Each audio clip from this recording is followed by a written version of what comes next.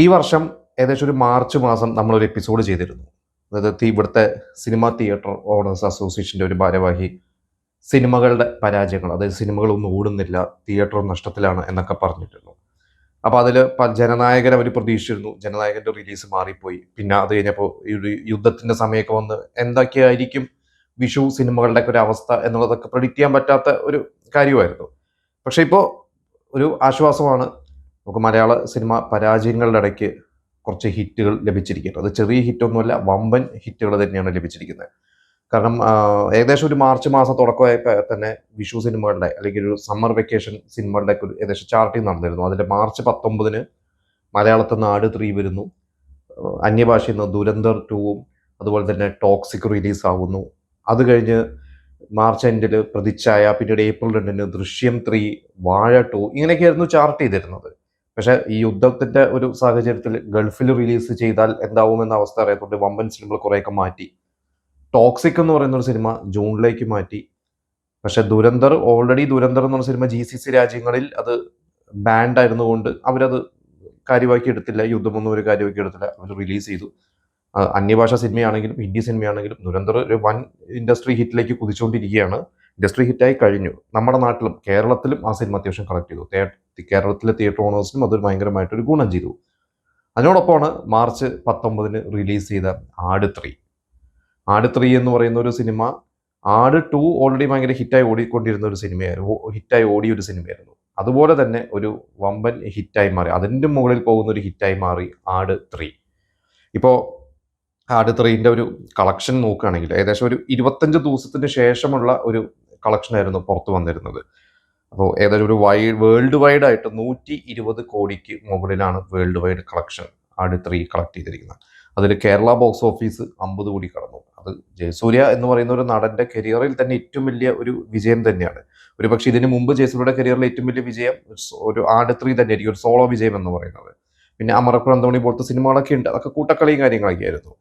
ഇതിൽ കേരളത്തിന് പുറത്ത്, ഇന്ത്യക്കകത്ത് ആട് 3 കളക്ട് ചെയ്ത 6 കോടി, ഓവർസീസ് 60 കോടിയാണ് വിദേശത്ത് കളക്ട് ചെയ്തിരിക്കുന്നത്. എനിക്ക് തോന്നുന്നു കേരള ബോക്സ് എപ്പോഴും അതാണല്ലോ, കേരളം പോലെ തന്നെയാണ് ഒരു ഓവർസീസ്. അല്ല, അതിൽ പ്രത്യേകിച്ച് GCC രാജ്യങ്ങളാണ് എപ്പോഴും മലയാള സിനിമയ്ക്ക് ഒരു കളക്ഷൻ. ഇതിൽ ഈ 60 കോടി എന്ന് പറയുന്നത് ഒരു പക്ഷേ GCC തന്നെയായിരിക്കും ഇതിലെ മെജോറിറ്റി. അപ്പോൾ യുദ്ധമൊന്നും അവിടെ ബാധിച്ചിട്ടില്ല, ആളുകൾ തിയേറ്ററിൽ പോയി എന്ന് തന്നെയാണ് നമ്മൾ അതിൻ്റെ ഒരു തെളിവ് തന്നെയാണത്. എന്തായാലും മലയാള സിനിമ 100 കോടി ക്ലബിൽ കയറിയ മലയാള സിനിമകളിൽ ഏകദേശം 14ാമത്തെ സിനിമയായി മാറിയിരിക്കുകയാണ് ആട് 3. ജയസൂര്യയുടെ തന്നെ കരിയറിലെ ഏറ്റവും വലിയ ഒരു വിജയമായി മാറി. മിഥുൻ മാനുവൽ തോമസിന്റെ ഏറ്റവും വലിയ വിജയമായി മാറി. ഫ്രൈഡേ ഫിലിം ഹൗസും അതുപോലെ തന്നെ കാവ്യ ഫിലിംസ്, ഇവർ രണ്ടുപേരുടെയും വലിയ വിജയം. അതിൽ ഫ്രൈഡേ ഫിലിം ഹൗസിന്റെ ആദ്യത്തെ 100 കോടിയാണ്, കാവ്യ ഫിലിം ഹൗസിന്റെ രണ്ടാമത്തെ 100 കോടിയാണ്. ഇങ്ങനെയാണ് അതിൻ്റെ ഒരു കളക്ഷൻ കിടക്കുന്നത്. അപ്പോൾ നമുക്ക് ജയസൂര്യ എന്ന് പറയുന്ന നടൻ 2002 ഊമപ്പെണ്ണിലൂടെ നായകനായി വന്നു. ആദ്യമായിട്ട് നായകനെ അഭിനയിച്ച സൂപ്പർ ഹിറ്റായി. അത് കഴിഞ്ഞ് പിന്നീട് ജയസൂര്യ നമുക്കറിയാം പുലിവാൽ കല്യാണം, ക്ലാസ്മേറ്റ്സ്, ചതിക്കാത്ത ചന്തു, കുറേ സിനിമകൾ വന്നു. അതിലൊരു ഇവർ വിവാഹിതരായാൽ എന്ന് പറയുന്ന ഒരു സിനിമ, നമ്മൾ ജയസൂര്യനെ കുറിച്ചും ഒരു സെഗ്മെന്റ് നമ്മൾ ചെയ്തിരുന്നു. എങ്കിലും ഞാനൊന്ന് പറയുകയാണ്, ഇവർ വിവാഹിതരായാൽ എന്ന സിനിമ 2009 ആ ഒരു സിനിമ റിലീസായ ശേഷമാണ് ജയസൂര്യ ഒരു സോളോ ഹീറോ, ഒരു മാർക്കറ്റ് വാല്യൂ ഉള്ള ഒരു സോളോ ഹീറോ. അതിനു മുമ്പ് ക്ലാസ്മേറ്റ്സ് ഉണ്ടെങ്കിൽ പോലും പിന്നീട് ജയസൂര്യ കുറച്ച് കൂട്ടക്കളികളാണ് കൂടുതൽ ചെയ്തത്. ശരിക്കും ക്ലാസ്മേറ്റ്സ് എന്ന് പറയുന്ന സിനിമ കൊണ്ട് അന്നൊരു മാർക്കറ്റ് വാല്യൂ കിട്ടിയത് പൃഥ്വിരാജിനും നരേനുമായിരുന്നു. ജയസൂര്യ പിന്നെയും കുറച്ച് കൂട്ടക്കളികളാണ് ചെയ്തിരുന്നത്. അങ്ങനെ ഇവർ വിവാദത്തിൽ ഹിറ്റാവുന്നു. പിന്നീട് അങ്ങോട്ട് ജയസൂര്യ ഒരുപാട് സിനിമകൾ, നമുക്കറിയാം പുണ്യാളൻ അഗർബദീസ്, രഞ്ജിത് ശങ്കറിന്റെ ഒരു കൂട്ടുകെട്ടിലുള്ള സിനിമകൾ, പിന്നെ അനുമേനൻ കൂട്ടുകെട്ടിൽ ബ്യൂട്ടിഫുളും കോക്ടെയിലും ട്രാൻഡ്രലോജിയും പോലത്തെ സിനിമകൾ. ഇത് കഴിഞ്ഞ് പുണ്യാളൻ അഗർബദീസ് പാർട്ട് 1ഉം പാർട്ട് 2ഉം ഹിറ്റായിരുന്നു, പ്രേതം 1ഉം 2ഉം ഹിറ്റായിരുന്നു. ഇങ്ങനെ പോകുന്ന ജയസൂര്യ പിന്നീട് ആട് 1 ഫ്ലോപ്പായി, ആട് 2 ഹിറ്റാവുന്നു. പിന്നെ ജയസൂര്യ ക്രിട്ടിക്കൽ അക്ലൈമൻ സിനിമകൾ ചെയ്യുന്നു, അവാർഡുകൾ കിട്ടുന്നു. പിന്നെ അവസാന ജയസൂര്യ കുറച്ച് സിനിമകൾ പരാജയപ്പെട്ടു. പിന്നെ ജയസൂര്യ കത്തനാർ എന്ന് പറയുന്ന ഒരു സിനിമയ്ക്ക് വേണ്ടി കുറെ വർഷങ്ങൾ മാറ്റിവെച്ചു. കത്തനാറിന്റെ ഷൂട്ട് കഴിഞ്ഞ് വന്നിട്ടാണ് ജയസൂര്യ ആട് 3 ചെയ്തത്. ഇപ്പൊ ആട് 3 എന്തായാലും ഭയങ്കര ഹിറ്റായിരിക്കുകയാണ്.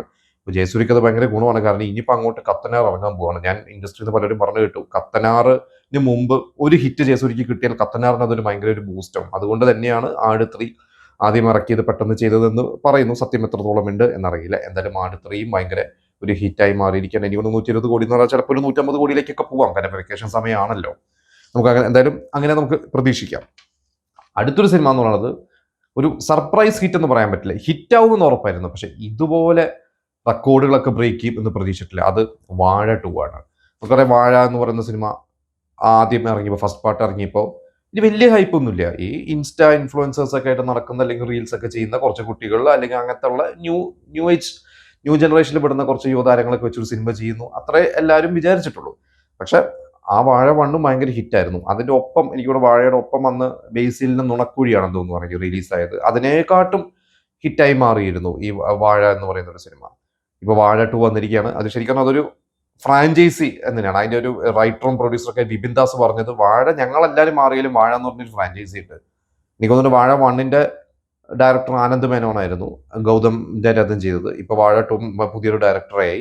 അത് കഴിഞ്ഞ് ഇപ്പൊ ഇനി വാഴ 3 വരികയാണെങ്കിൽ ചിലപ്പോൾ വേറെ ഡയറക്ടർ ആവും. പക്ഷെ എന്തായാലും വാഴ 2 ഒരു ഭയങ്കര ഹിറ്റാണ്. അതിന്റെ ഒരു വിജയം എന്ന് പറയുന്നത് ഞാൻ മനസ്സിലാക്കിയത്, പല ആളുകളോട് സംസാരിച്ച് മനസ്സിലാക്കിയത്, അതൊരു യൂത്ത് മാത്രമല്ല ഫാമിലി ഓഡിയൻസുമായിട്ട് കണക്ട് ആയി. കാരണം ഒരു ടീനേജേഴ്സിന്റെ, ഒരു +2 കുട്ടികളുടെ, അല്ലെങ്കിൽ അതിനുശേഷമുള്ള ഒരു കോളേജ് കാലഘട്ടത്തിലുള്ള കുട്ടികളുടെ അവരുടെ ലൈഫ്, അവർക്ക് കണക്ട് ആവുന്ന തമാശകൾ, പ്രണയം, വീട്ടുകാരുമായിട്ടുള്ള ഇൻട്രാക്ഷൻ, മാതാപിതാക്കളും ബ്രദർ സിസ്റ്റർ ഇങ്ങനെയുള്ള റിലേഷനും സൗഹൃദത്തിന്റെ റിലേഷൻ, ഇതെല്ലാം കൂടി കണക്ട് ആയതുകൊണ്ടാണ് ആ ഒരു സിനിമ ഇത്ര വിജയത്തിലേക്ക് എത്തിയെന്നാണ് പറയുന്നത്. എന്തായാലും 7 ദിവസം കടന്നപ്പോൾ തന്നെ ഒരാഴ്ച കൊണ്ട് ആ സിനിമ 100 കോടി രൂപ വേൾഡ് വൈഡ് കളക്ട് ചെയ്തു. എനിക്ക് ഒരു പുതുമുഖങ്ങളുടെ സിനിമ, അല്ലെ പുതുമുഖം എന്ന് പറയുന്നില്ല, ഒരു വളരെ താരമൂല്യം ഇല്ലാത്ത യുവതാരങ്ങളുടെ ഒരു സിനിമ, സൂപ്പർ താരങ്ങളുടെ സാന്നിധ്യം ഇല്ലാത്ത ഒരു സിനിമ ഇത്ര പെട്ടെന്ന് 100 കോടി കളക്ട് ചെയ്യുക എന്ന് പറഞ്ഞാൽ അതൊരു വലിയൊരു കാര്യം തന്നെയാണ്.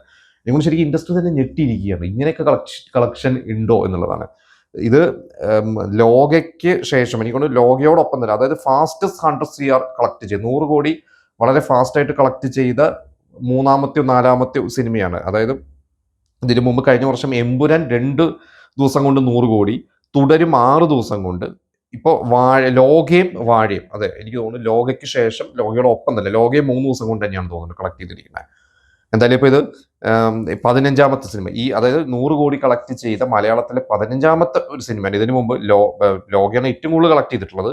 പിന്നെ എമ്പുരാൻ, മഞ്ഞുമൽ ബോയ്സ്, തുടരും, 2018, ആടുജീവിതം, ആവേശം, സർവമായ, പുലിമുരുകൻ, പ്രേമലു, ലൂസിഫർ, അജയന്റെ 2ാം മോഷണം, മാർക്കോ, ആട് 3, പിന്നെ വാഴ 2. ഇത്രയും സിനിമകളാണ് 100 കോടി കളക്ട് ചെയ്തിരിക്കുന്നത്. അതായത് ഇപ്പോൾ 15 സിനിമകളാണ്. എനിക്ക് തോന്നുന്നു കഴിഞ്ഞ ഒരു 2024 മുതൽ എടുത്തു നോക്കിക്കഴിഞ്ഞാൽ മലയാള സിനിമയ്ക്ക് അങ്ങനെ ഒരു ഗുണമുണ്ട്, അല്ലെങ്കിൽ നമുക്ക് അഭിമാനിക്കാവുന്ന ഒരു കാര്യമാണ്. കാരണം 2014 ഇതുപോലെ തന്നെ പ്രേമലുവും മഞ്ഞുമ്മൽ ബോയ്സും, പിന്നെ 2018, 2024 23 ഞാൻ മറന്നുപോയി.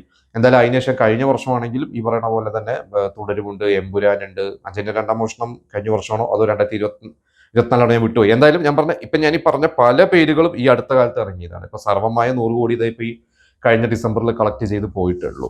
എന്തായാലും അതൊരു വലിയൊരു ഗുണം തന്നെയാണ് മലയാള സിനിമയ്ക്ക്. ഇത് ശരിക്ക് ഇപ്പൊ നേരത്തെ ഞാൻ പറഞ്ഞ പോലെ ടോക്സിക് അവർ പോസ്റ്റ്പോൺ ചെയ്തിരുന്നു. അതുപോലെ തന്നെ ദൃശ്യം 3 ഇപ്പോൾ ഇറങ്ങേണ്ടതായിരുന്നു. ഒരു പക്ഷെ ദൃശ്യം 3 ഇറങ്ങാത്തത് കൊണ്ട് അത് വാഴ 2 ഭയങ്കര ഗുണം ചെയ്തിട്ടുണ്ട്. ദൃശ്യം 3 ഉണ്ടായിരുന്നെങ്കിൽ ചിലപ്പോൾ ഇത്ര തിയേറ്റേഴ്സ് കിട്ടില്ലായിരുന്നു. എന്തായാലും ഈ ഒരു കളക്ഷൻ കിട്ടില്ല, കളക്ട് ചെയ്യുമായിരുന്നു, പക്ഷെ ഈ ഒരു കളക്ഷൻ ചിലപ്പോൾ കിട്ടില്ലായിരിക്കാം. ഇപ്പോ അത് ഒരു ദിവസം ഞാൻ എവിടെ ഒരു പോസ്റ്റ് കണ്ടു, ഒരു ദിവസം 8 കോടി രൂപ കളക്ഷൻ കിട്ടുന്ന, അതായത് ഇറങ്ങി 2ാം ദിവസം 3ാം ദിവസം 8 കോടി കിട്ടി. 8 കോടി രൂപ കളക്ട് ചെയ്ത ഒരു നടന്മാരിൽ ഇപ്പൊ എല്ലാവരും അടുത്തൊരു സ്റ്റാർ എന്ന് പറയുന്നത് ഹാഷിർ എന്ന് വിളിക്കുന്നുണ്ട്, ഹാഷിർ ബ്രോ എന്ന് വിളിക്കുന്നു, ഹാഷിർക്ക എന്ന് വിളിക്കുന്നു, പല പേരുകൾ വിളിക്കുന്നുണ്ട്. ഹാഷിറിനാണ് അതിൽ ഏറ്റവും അതിൽ ലിസ്റ്റിൽ വന്നത്. അതായത് മോഹൻലാലിന് 7 ദിവസങ്ങൾ അങ്ങനെ കളക്ട് ചെയ്തിട്ടുണ്ടെന്നാണ് പറയുന്നത്, ഈ പറയുന്ന ഒരു 8 കോടി റേഞ്ചിലൊക്കെ. പിന്നെ രജനീകാന്ത്, വിജയ്, അത് കഴിഞ്ഞാൽ ഇപ്പോൾ ഹാഷിർ ആണെന്നാണ് പറയുന്നത്. 8 കോടി രൂപ ഒരു ദിവസം കളക്ഷൻ കേരള ബോക്സ് ഓഫീസിൽ വരുന്ന, കാരണം കേരള ബോക്സ് ഓഫീസാണ് ഞാൻ മനസ്സിലാക്കുന്നത്. വീണ്ടും നിങ്ങളോട് പറയണം, കേരള ബോക്സ് ഓഫീസിൽ 8 കോടി രൂപ ടച്ച് ചെയ്യുന്ന 4ാമത്തെ നടനായിരിക്കുകയാണ് ഇപ്പോൾ ഹാഷിർ എന്നാണ് പറഞ്ഞിരിക്കുന്നത്. ഇപ്പൊ എന്തായാലും വേറെയും കുറെ സിനിമകൾ ഇനിയിപ്പോൾ വരാൻ പോവുകയാണ്. എന്തായാലും യുദ്ധത്തിന്റെ ഒക്കെ ഒരു അയവ് വരാൻ പോവുകയാണെന്ന് പറയുന്നു. ഇപ്പോ കുറെ നാളുകളായിട്ട് ഷൂട്ടിംഗ് നടന്നുകൊണ്ടിരിക്കുന്ന ഒരു സിനിമ, ടോവിനോന് ഇപ്പോൾ ഒരു റിലീസ് കുറച്ചായി. കഴിഞ്ഞ വർഷം ടോവിനോന് കുറച്ച് മോശം സമയമായിരുന്നു. എന്തായാലും ടോവിനോന്റെ ഇപ്പോൾ റിലീസ് വരുന്നത് ഏപ്രിൽ 10 പള്ളിച്ചട്ടമ്പിയാണ്. അത് സുരേഷ് ബാബു എന്ന് പറഞ്ഞ റൈറ്റർ, വളരെ സീനിയർ ആയിട്ടുള്ള റൈറ്ററാണ്. ഷിക്കാറൊക്കെ പോലത്തെ മോഹൻലാലിന് ഹിറ്റ് കൊടുത്തുള്ള റൈറ്ററാണ്. ഡിജോ ജോസ്, മലയാളി ഫ്രം ഇന്ത്യ എന്ന് പറയുന്ന കുറച്ച് ക്ഷീണം കിട്ടിയ, ബോക്സ് ഓഫീസിൽ ഒന്ന് തളർന്നു പോയ ഒരു സിനിമയ്ക്ക് ശേഷം ഡിജോ വരികയാണ്. പക്ഷെ ക്വീനും ജനഗണമനയൊക്കെ ഹിറ്റ് കൊടുത്ത ഒരു സംവിധായകനാണ് ഡിജോ. പ്രതീക്ഷയുണ്ട്. എന്തായാലും ടോവിനോന് പറ്റിയൊരു റോളാണ്. കണ്ടിട്ട് നമ്മളൊരു 50 60 കാലഘട്ടങ്ങളിലെ കഥ. നമുക്ക് ടോവിനോ അജയന്റെ 2ാം മോഷണത്തിലേക്ക് ഗംഭീരമായിട്ട് ചെയ്താണ്. സ്റ്റേറ്റ് അവാർഡ് വരെ, സ്പെഷ്യൽ ജൂറി അവാർഡ് വരെ ടോവിനോന് കിട്ടിയതാണ്. അപ്പോൾ ഏപ്രിൽ 10 പള്ളിച്ചട്ടമ്പി ഇറങ്ങുന്നത്. പിന്നെ ഏപ്രിൽ 10 ഇറങ്ങുന്ന മറ്റൊരു സിനിമയാണ് മോഹിനിയാട്ടം. ഭരതനാട്യം എന്ന് പറയുന്ന സൈജു കുറുപ്പ് നായകനായ സൈജു കുറുപ്പ് പ്രൊഡ്യൂസും ചെയ്തിട്ടുള്ള സിനിമ. നല്ലൊരു സിനിമയായിരുന്നു. പക്ഷെ ആ സിനിമ അന്ന് തിയേറ്ററിൽ ഇറങ്ങി പരാജയമായിരുന്നു. തിയേറ്ററിൽ പരാജയപ്പെട്ടു. സൈജു കുറുപ്പ് കുറച്ച് ഡിപ്രസ്ഡ് ആയിരുന്നു. പക്ഷെ ആ സിനിമ OTT ഇറങ്ങിയ ശേഷം ഭയങ്കര ഒപ്പീനിയനും, അതായത് അന്ന് അവർ പേപ്പർ വ്യൂ അനുസരിച്ചിട്ടാണ് OTT കൊടുത്തത്. കുറെ പ്ലാറ്റ്ഫോംസിന് കൊടുത്തു. കാണുന്നതിനനുസരിച്ചിട്ട് ഓഡിയൻസ് ഇവർക്ക് പേയ്മെന്റ് പ്രൊഡ്യൂസർക്ക് കിട്ടും. അങ്ങനെ എനിക്ക് തോന്നുന്നു ഇവർ കോസ്റ്റ് റിക്കവർ ചെയ്തു. അപ്പൊ അവർക്കൊരു ധൈര്യമായി. ഇപ്പൊ അവര് കുറച്ചും കൂടി ഗംഭീരമാക്കിയിട്ട്, അത് സൈജു കുറുപ്പ് പറഞ്ഞത് ഭരതനാട്യം എന്നുള്ള സിനിമയുടെ ഒരു പരാജയത്തിന്റെ ഒരു കാരണം, ആ സിനിമ കഥ തുടങ്ങി ഏകദേശം ഒരു 25 മിനിറ്റ് വേണം, സിനിമ തുടങ്ങി 25 മിനിറ്റ് ആണ് കഥയിലേക്ക് കിടക്കുന്നത്. പിന്നെ അതൊരു തിയേറ്റർ എക്സ്പീരിയൻസ് സിനിമയല്ല, ഒരു മൊബൈലിൽ കാണാവുന്ന ഒരു സിനിമയാണ്. പക്ഷേ ഈ ഒരു സിനിമ തിയേറ്റർ എക്സ്പീരിയൻസിന് വേണ്ടി അതുപോലത്തെ ഷോട്ട്സും ആ ഒരു രീതിയിലാണ് വിഷ്വലി ആ സിനിമ ടെക്നിക്കൽ സൈഡ് അവർ ശ്രമിച്ചിട്ടുള്ളത്. അപ്പോൾ അതിന്റെ പ്രതീക്ഷയോട് കൂടിയാണ് ആ ഒരു സിനിമ സൈജു കുറുപ്പിനെ പോലെ പ്രേക്ഷകരും കാത്തിരിക്കുന്നത്. ഏപ്രിൽ 10-നാണ്. പിന്നെ മഹേഷ് നാരായണന്റെ മൾട്ടി സ്റ്റാർ പടം, മോഹൻലാലും മമ്മൂട്ടിയും ഒരുപാട് നാളുകൾക്ക് ശേഷം, അപ്പൊ കുഞ്ചാക്കോവിനും നയൻതാരയും ഫഹദ് ഫാസിലും ദർശന രാജേന്ദ്രനെ പോലെയുള്ളവർ അഭിനയിക്കുന്ന പേട്രിയറ്റ് എന്ന് പറയുന്ന സിനിമ കുറെ നീണ്ടു പോയതാണ്. ഇപ്പോൾ മെയ് 1-നാണ് അത് റിലീസ് ഫിക്സ് ചെയ്തിരിക്കുന്നത്. അതിന് മുമ്പ് ഇതിപ്പോ വിഷു ദിവസം മറ്റു സിനിമകളുണ്ട് കേട്ടോ. മറ്റു സിനിമകളുണ്ട്. ഒരു ദുരൂഹ സാഹചര്യത്തിൽ രതീഷ് ബാലകൃഷ്ണ പൊതുവാൾ കുഞ്ചാക്കോ ബോബോ എന്ന കിസ്സോട് ടീം വീണ്ടും ഒന്നിക്കുകയാണ്. അവരുടെ ഒരു സിനിമയാണ്, ലിസ്റ്റിൻ സ്റ്റീഫൻ പ്രൊഡ്യൂസ് ചെയ്യുന്ന സിനിമയാണ്. ഏപ്രിൽ 15-ന് ഫിക്സ് ചെയ്തിരിക്കുന്നു. പിന്നെ മധുവിധു എന്ന് പറഞ്ഞൊരു കൊച്ചു സിനിമ, ഷറഫുദ്ദീനും കല്യാണി പണിക്കരും, ബിന്ദു പണിക്കരുടെ മകൾ കല്യാണി പണിക്കർ ഇപ്പോൾ ഇൻസ്റ്റാഗ്രാമിലും അതുപോലെ പരസ്യത്തിലും റീൽസിലൂടെയൊക്കെ നമുക്ക് സുപരിചിതയാണ്. അവരാദ്യമായിട്ട് നായികയായിട്ട് വരുന്ന ഒരു സിനിമയാണ്. അതെന്താ, ഇതിന് മുമ്പ് അവർ ശരിക്കും മോഹൻലാലിന്റെ മകളായിട്ട് ഒരു ജോഷി സംവിധാനം ചെയ്യുന്ന ചെമ്പൻ വിനോദ് എഴുതുന്ന ഒരു സിനിമയായിരുന്നു പ്ലാൻ ചെയ്തിരുന്നത്. പറഞ്ഞ പേര് ഞാൻ പെട്ടെന്ന് പറഞ്ഞു, റംബാൻ നോവൻ എന്തോ വരുന്നു. പക്ഷെ ആ പടം നടന്നില്ല. എന്തായാലും ഇപ്പോൾ ഇതിലൂടെയാണ് വരുന്നത്. ഏപ്രിൽ 10 ഇവിടെ അത് റിലീസ് ഷൂട്ട് കഴിഞ്ഞിട്ട് കുറച്ചായി തോന്നുന്നു. കാരണം ഞാൻ അതിന്റെ ടീസറൊക്കെ കുറെ മുമ്പ് കണ്ടിരുന്നു. ഇപ്പൊ വീണ്ടും കണ്ടപ്പോഴേ എനിക്ക് മനസ്സിലായത് അത് കുറച്ച് മുമ്പ് അതിന്റെ ടീസർ ഞാൻ എവിടെയോ കണ്ടിട്ടുണ്ട്. എന്തായാലും ഇപ്പോൾ ഏപ്രിൽ 17-ന് ഇറങ്ങുകയാണ്. അപ്പൊ എന്തായാലും ഒരു ഈ ഒരു വിഷു സീസൺ എന്തായാലും ഒന്ന് ആഘോഷിക്കുന്നുണ്ട്. തിയേറ്ററുകാർക്ക് എന്തായാലും അത് ഒരു ഭയങ്കര ഒരു ഗുണം തന്നെയാണ്. അപ്പം ഇതൊന്നും മനസ്സിലാക്കേണ്ട മറ്റൊരു കാര്യം, ഇവിടെ പ്രതിസന്ധി ഒന്നുമില്ല. നമ്മൾ പറയും സിനിമ പ്രതിസന്ധിയാണ്, തിയേറ്ററിലേക്ക് ആൾക്കാർ വരുന്നില്ല, OTT വന്നുകൊണ്ട് തിയേറ്ററിൽ ആൾ വരുന്നില്ല, TV കാണുന്നു, ക്രിക്കറ്റ് പലപ്പോഴും നമ്മൾ കേൾക്കും, ക്രിക്കറ്റ് കളി വന്നാൽ തിയേറ്ററിൽ ആൾ വരില്ല, മഴ വന്നാൽ തിയേറ്ററിൽ ആൾ വരില്ല.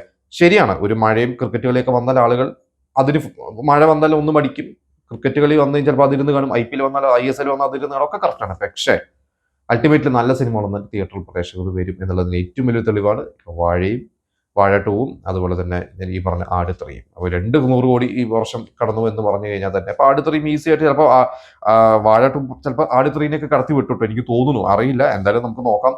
എന്തായാലും ഈ 2 സിനിമകൾ നിങ്ങൾ കണ്ടിട്ടുണ്ടെങ്കിൽ നിങ്ങൾ അതിൻ്റെ അഭിപ്രായം പറയാം. അതുപോലെ തന്നെ എനിക്ക് വീണ്ടും തിയേറ്ററുകാരോടും സിനിമാ മേഖലയോടും പറയാനുള്ളത്, ഇവിടെ ഒരു പ്രതിസന്ധിയില്ല, നല്ല സിനിമകൾ നിങ്ങൾ ചെയ്യൂ, തിയേറ്ററിൽ ആളുകൾ വരാൻ താല്പര്യമുള്ള സിനിമകൾ നിങ്ങൾ ചെയ്യൂ. അപ്പോൾ എന്തായാലും ആ സിനിമയ്ക്ക് ആളുകൾ വരും, ബോക്സ് ഓഫീസിൽ കുലുങ്ങും എന്നുള്ള കാര്യത്തിൽ യാതൊരു സംശയവുമില്ല.